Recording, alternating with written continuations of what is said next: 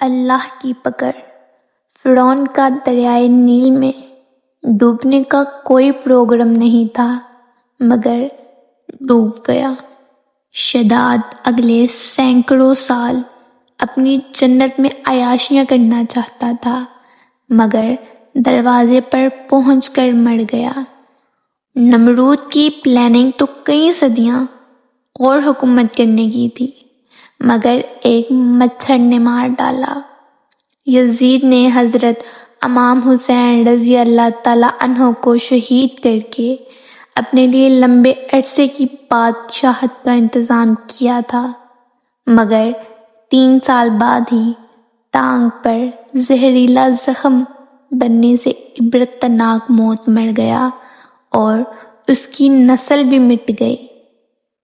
Hitler کے ارادے اور بھی خطرناک تھے مگر حالات ایسے پلٹے کہ خودکشی پر مجبور ہوا۔